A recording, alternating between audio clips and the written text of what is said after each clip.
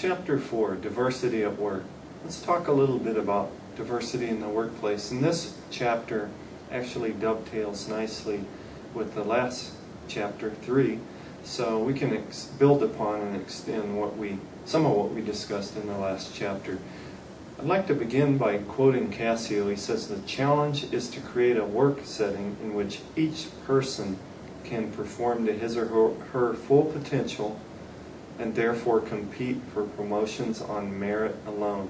I really like that quote. Granted, not everybody in the workplace is hyper-competitive or competing for promotions, but I think pretty much everybody would prefer that decisions are made on merit or fair categories and criteria. So I really like that.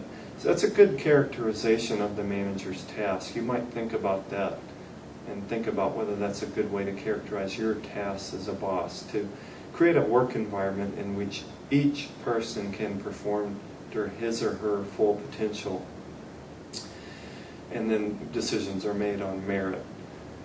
I would like to give you some tools, and we will continue to give you tools throughout the semester that will help you do that, but particularly I'll highlight some today. First of all, I'd like to say monitor employee attitudes, both formally and informally. That will help you achieve the work environment where people can perform to their full potential. So you need to know what's on employees' minds. What are they thinking? What's bothering them? What's helping them in the workplace? Informally, you can collect a lot of this information by circulating among employees. I think the term is managing by walking around. You learn a lot by getting out, talking to employees informally, doing a lot of listening, asking questions. So that would be quite helpful. I think this is difficult for managers to do. They've got the email inbox to fight down. They attend numerous meetings. They're in so many meetings, it's hard to find time. And when they're not in meetings, that email inbox and phone calls and other things are awaiting, problems flaring up. But I think even if it takes planning the time into the calendar for circulating among employees, this will be time well spent. I think formally, if I was in an organization, certainly I would want to formally monitor employee attitudes. So surveys, questionnaires periodically to find out some of those things that employees are thinking or perceiving that they might not be so willing to share face to face would be quite helpful too. So we really want to know what employees are thinking. A second tool would be shaping a positive work environment. A lot of the best companies do this. One of their most important aims is to create a positive work environment where people want to come to work, they want to stay, helps them retain their best workers, helps them increase the number of applicants when they do have openings, therefore they can be very choosy about who they hire. So shaping a positive work environment is a good investment into organizational effectiveness. I think that using the survey data that I mentioned and what you learn that's disturbing employees are on their minds, and some of the things you're doing right that maybe you want to reinforce would be a good way to shape a positive work environment. So the step 1 that I mentioned, finding out and monitoring employee attitudes, feeds into how you could shape a positive work environment. Next, I think as a manager you can act as a buffer or shield for employees. Some people have likened this, called it the umbrella function, that managers can shield employees from things that would otherwise come down on them or hit them.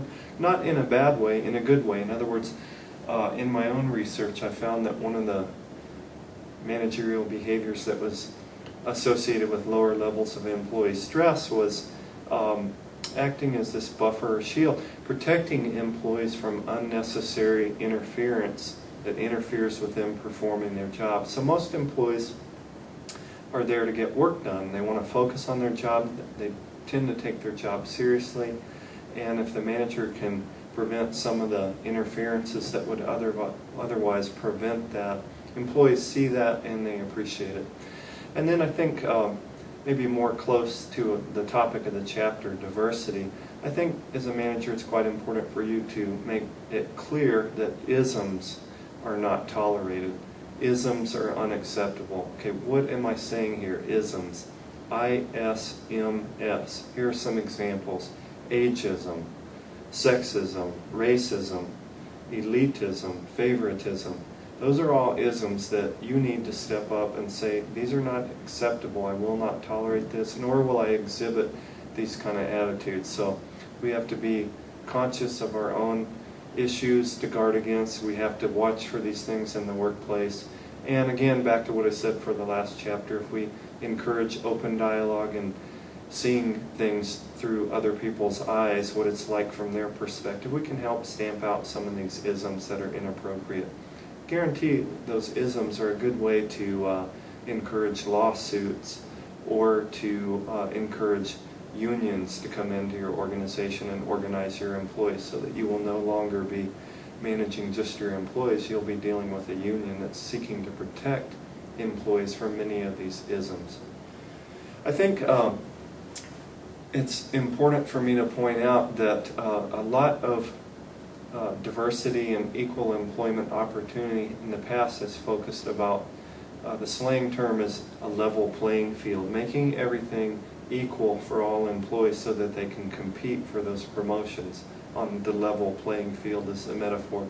But I think it's quite important to point out that a level playing field isn't always enough, particularly if you've underutilized a certain category of employee, whether certain gender, certain minority group, that you may, if you truly want to increase the diversity, particularly in some of the occupations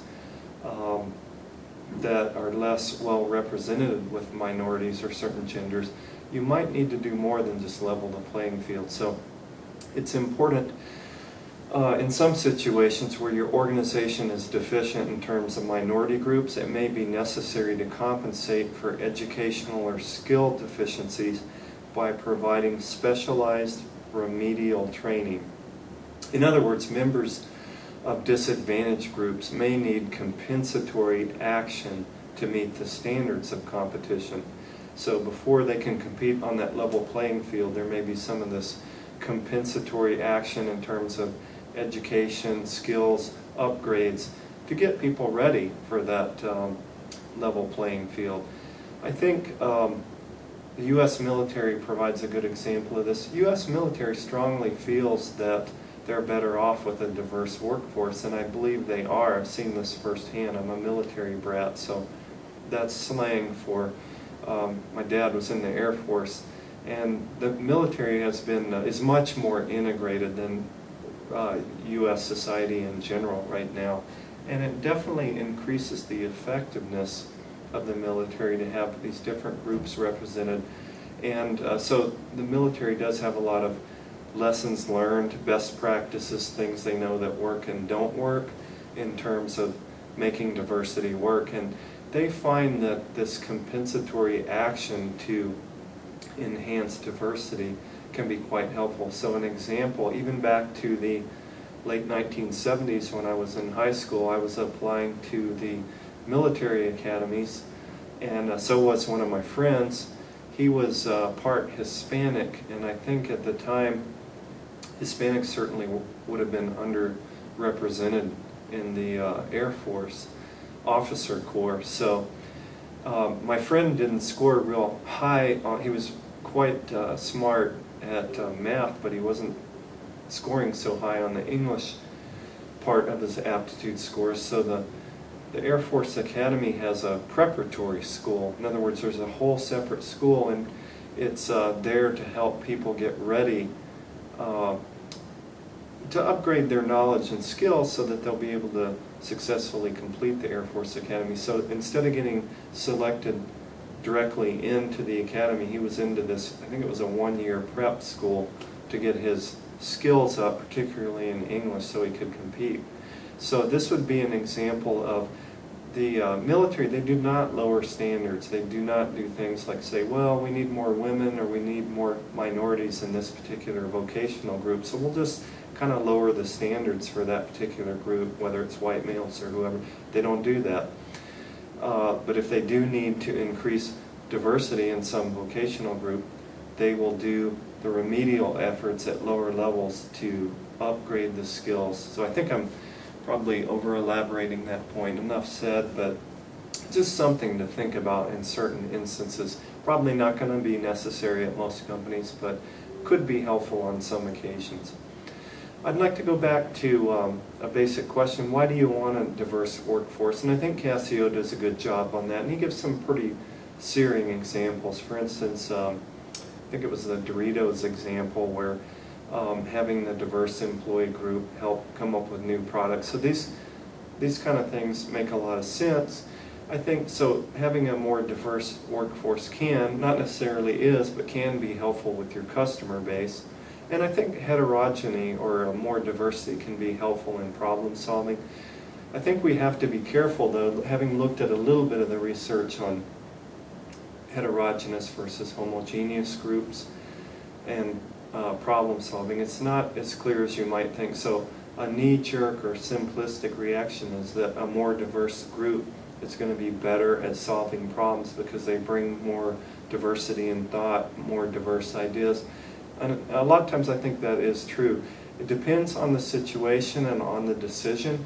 It depends on the decision-making practices and how well the group is working together. So there are other complicating factors, and indeed there are instances where a homogeneous, what I mean by that is a more similar, where members are similar, that actually, a group of that nature can sometimes solve problems better than a more diverse work group. But in general, I would think having a diversity of opinions and thoughts and ideas and thinking styles, depending on how you manage the process, is going to be quite helpful for a lot of problems. I'd like to talk a little bit about how you achieve diversity in an organization. I think one thing you do is pretty simple. It's what managers do when they care about something. They make it a goal. It's what we do personally when we really care about something. We want to achieve something, we set a goal. So I think making it a goal, an explicit goal, and then doing some planning to make that goal a reality would be the first step.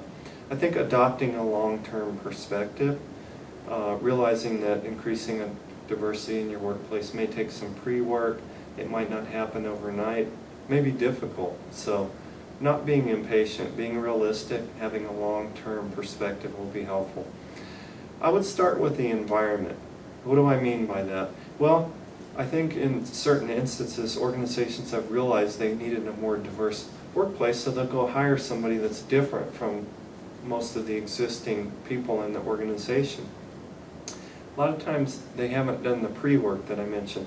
They haven't set the work environment to be conducive or welcoming or pleasant for that newcomer that's different from everybody else. Would I personally really want to be kind of the only person of a certain type in a workforce that kind of stands out from everybody else? Some people are okay with that, but it might get old, to be quite realistic about it. So I think some people have felt like tokens. They just hired me because I am different. That's not a comfortable position to be in. So I think really thinking about the environment and how many employees of that different nature need to be hired to really create the significant numbers and to really change the environment. It probably just plucking in an occasional person from a group that's different from what you have in your workforce either won't be very effective or won't be significant enough mass to really make a difference. And then I think I've kind of liked this characterization, particularly in selecting more diverse type people from outside the organization. Hiring from outside is seek to increase the diversity of the applicant pool and then turn a blind eye once you shift to selection. Select the person who fits the job criteria most closely. So again, it's back to we're not lowering standards, playing games. What we're doing is consciously trying to get a more diverse pool of applicants than we typically have had in the past. And then once we shift to choosing the person or persons we're going to hire, that's when we adopt the blind eye and just look at those knowledge, skills, abilities, who's going to be the best fit for the position. Okay, I'd like to shift gears a bit and hit kind of hard on intergenerational conflict. I think Cassio brings that up, intergenerational conflict. I have not experienced that. I don't know if any of you have. I think this is unnecessary to have this. I think we can, like with all the styles of diversity, we can appreciate differences and capitalize on that. And I would strongly like to say, because I've seen a lot of workshops out there in the industry, they've been going on for years now.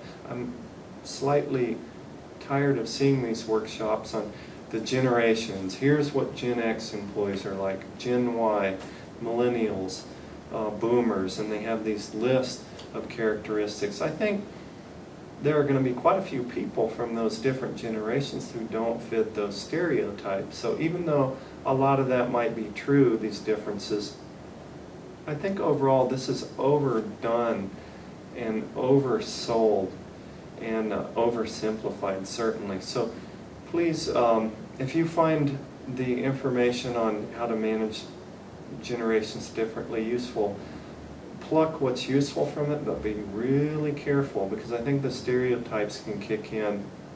Do not label people from different generations, or don't label people, period.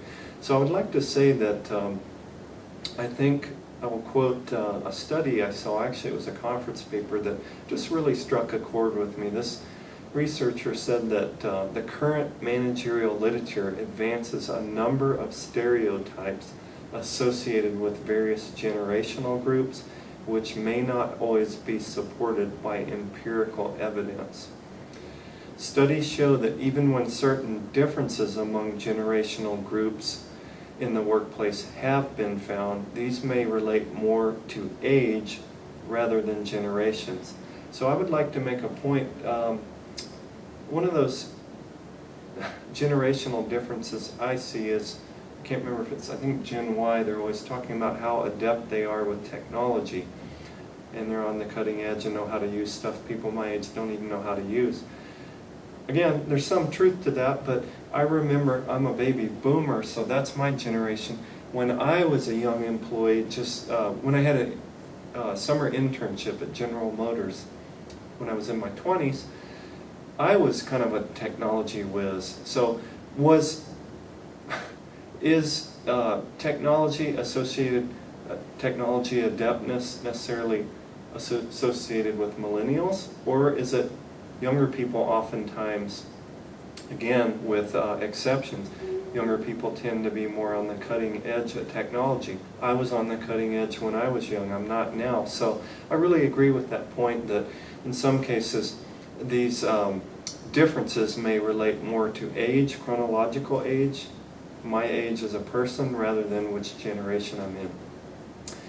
I think the researcher said this suggests that the generational approach may be more popular culture than social science. So it is indeed popular culture, and I'm not sure how well supported a lot of these characterizations are by research.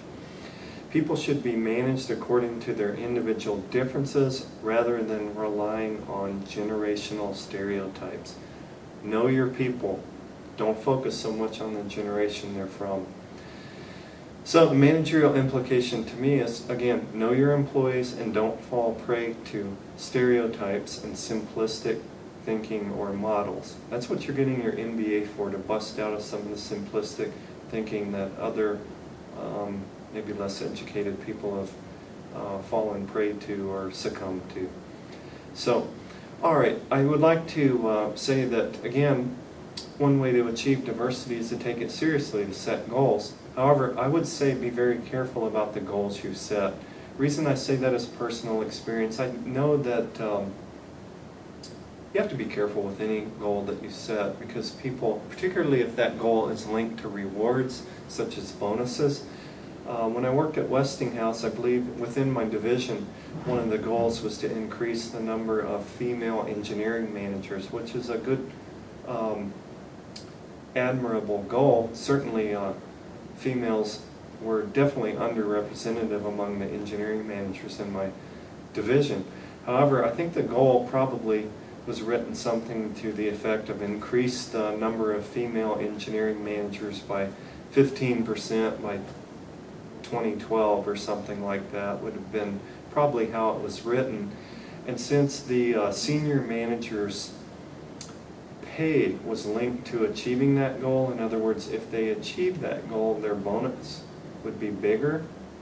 This would have been one of the criteria for their bonus, certainly not the only one. People pay attention to what their pay is based on, and I did see at least one promotion into engineering management that was wholly unjustified. So people sometimes engage in dysfunctional behavior in order to achieve rewards. Am I making sense here? In other words, if you tie rewards or bonuses to goals, sometimes that people will subvert your good intent, which was to legitimately increase, in this case, the number of female engineering managers, and just kind of promote whoever into the job to check that box and earn the reward. So we have to be very careful about how we set goals, and including diversity goals. I'd like to talk a little bit about applicants with disabilities. There's plenty of information out there if you're underrepresented in terms of your workforce of people with disabilities. There's a lot of good information out there now from reputable sources on how to recruit, select, and manage applicants with disabilities. So Cassie will give some information. There's a lot more out there that will supplement and build on what he's given. I would encourage you to look at that if that's an area that your organization would like to improve on. One thing I would like to point out is that employers should make reasonable accommodations so that people with disabilities can compete for jobs. In other words, if I can change the job slightly, make a reasonable accommodation so that somebody with a disability can perform that job, I should do it. Many people say, well, it's going to cost us money. We can't afford to do that. What do we have to change? There are rules of thumb on this, and I'd like that Cassiel points out that more than half of these so-called reasonable accommodations cost absolutely nothing, and that the typical expense is $600. So a lot of times these reasonable accommodations are not such a big deal. Managerial implication is that don't assume that accommodations will be expensive, and don't overlook or rule out a potentially valuable source of applicants, that is, people with disabilities. These people want to work too and be a meaningful part of society. So you may be able to gain an advantage if you're considering this applicant pool that other employers are ignoring or discriminating against. Back to diversity programs, I'd like to echo what Cassio says about avoid add-on diversity programs. What does he mean? Like bolt-on? Like we're really here doing this business, but somebody said we need a diversity program, so we'll just do one. What do we got to do? Let's just do it quick. That would be an add-on or kind of a non-sincere, non-serious diversity program. Don't do them. I think maybe Cassio used the term window dressing diversity efforts. Made to look good, but not really there for substance. Those could cause problems. They're going to waste time and money, and they could engender cynicism among employees. Employees are going to know whether it's a sincere diversity effort or not, and they're going to be cynical and skeptical if you're just kind of going through the motions about it. So don't do it. Treat diversity programs like any other high-value initiative you're serious about, or don't pursue a diversity program. Lastly, I'd like to get you to take a moment, look at figure 4-4. Look, if you can, it's a box there in the book, figure 4-4. Take a look at it. Is there anything that seems particularly important to you in that figure? One thing I'd like to highlight from that is the third action, check for possible unfairness in performance management. I'd like to bring to your attention that performance ratings in particular can be influenced by a number of contaminants. So there's a lot of other things beyond strictly performance that can influence, in a way we don't want them to be influenced, performance ratings. So I would say You might want to consider hiring an HR statistician or maybe a professor, somebody like me. I could do this for your organization as well. Somebody who can use statistical methods to uncover relationships between gender and performance ratings, between age and performance ratings, minority status and ratings. Sometimes these things creep in. Walmart has experienced this. Even good companies, Westinghouse. I've analyzed data for Westinghouse and was surprised to see some issues with females receiving lower starting salaries than male counterparts. And then Ford Motor Company. So these things do crop up even in well-managed companies, and we need to be aware of that. And sometimes the statistics can help identify these things before it ends up in a legal dispute. All right, I think that concludes Chapter 4, and I would encourage you as you read these chapters to, I may have mentioned it before, look for things that your organization is not doing that it could do better. I've had a few students who tend to kind of, I don't know if it's just their style of thinking, they focus on the chapter in the sense of what their company's already doing right. That's fine. It's good to know what your company's doing right and reinforce what it's doing right so you can continue to do it. But I would say also, Casio, he's offering, and hopefully to some extent I am too, offering some other ideas, some other tools that maybe your company isn't utilizing to the full extent that they could be. So in your write-ups, please consider thinking about things that your organization or you as a manager aren't doing as much as you would like to.